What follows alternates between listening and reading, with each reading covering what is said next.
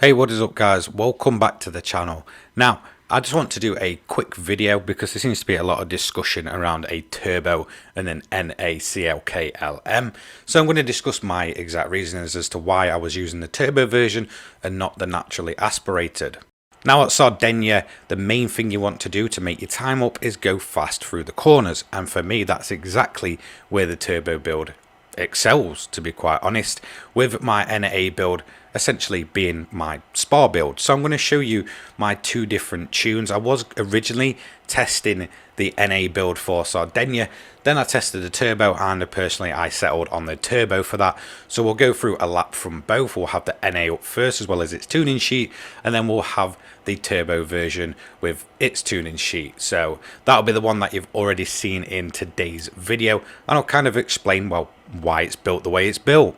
So let's look at the NA build first. It's identical to the turbo build apart from the changes that you'll need to really get it to run NA.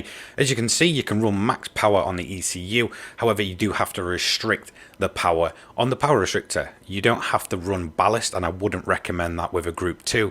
It just kind of upsets the handling in my honest opinion.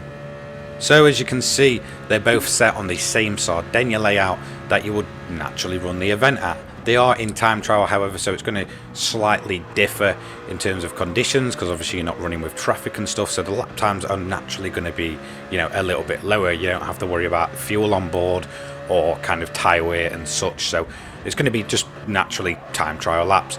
Now, as you can see with the NA build, this is where I mainly find it's a little bit sluggish. Obviously, you don't get the turbo lag with that build, but I find through the corners, it's just a lot slower. It's unable to really carry its speed through. Now, the main thing with the turbo build is there's a kind of way to drive it. What you essentially want to do is almost break the traction at the rear for all of a split second. It's barely even noticeable. I don't even think you can really see it when you're behind the car. That way you get a much better angle to go through the corner. Then you're able to carry much more speed through the corner and out of the corner. Obviously you've got the turbocharger helping you, and hopefully you don't run into any turbo lag. Now naturally with this build, there's really not any turbo lag to speak of. It's nothing like kind of the Suzuki or the Nissan.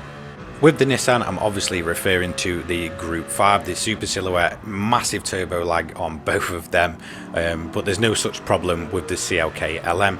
There's literally zero turbo lag at all.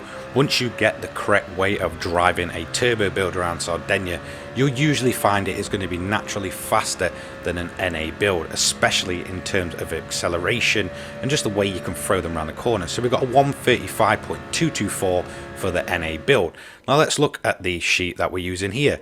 Now this is the turbo build. This is the one from the video. I believe the only thing that might have slightly changed is the top speed's been slightly adjusted.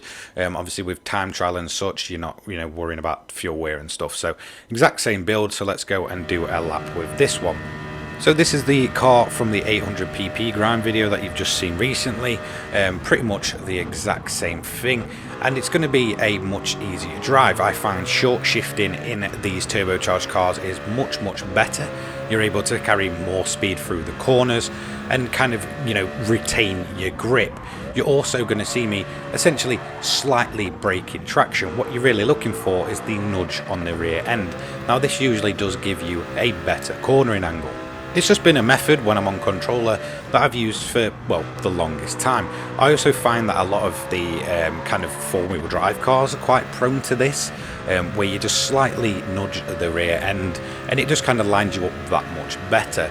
A lot of it can be done on your throttle as well, but I'm finding with this car you kind of have to do it where you sort of slow the car down, brake traction on the throttle, and then within a split second you're back on it. It just becomes kind of natural instinct. So overall, should you go NA or turbo? For me personally, like I said, if I'm running Sardegna, I will pretty much all the time go turbo. There's a few cars that are kind of the exception, but I find that with it being a place where you mostly make your time up in the corners, the turbo cars in this game just kind of suit it a lot more.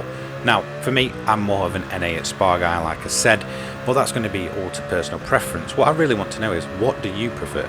So we're going to come around the final corner and we're going to cross the line in the 134s. It's around about 5 tenths up, just under on the NA build. So there we have it. We have a massively limited turbo build versus a slightly limited on the power restrictor NA build. And as you can see, it is just slightly a bit faster using the turbo than it is the NA build over the course of a single lap. Obviously, fuel consumption and stuff does play into it, but honestly, it's really not that different on the CLK. There's a few cars that are just naturally better as NAs because they run better fuel consumption, whereas this, it isn't really that major. So there we have it. I just thought I'd kind of discuss why this car was built a certain way, and whilst a lot of my builds are built a certain way, and kind of expose some of those flaws in the PP system ever since it kind of got messed with by polyphony, you know, many months ago at this point. Overall, you should realistically just go with what you're comfortable with. I can't give you a correct answer. We're all different. We've all got different driving styles. I'll catch you later on. Take care, guys. Peace.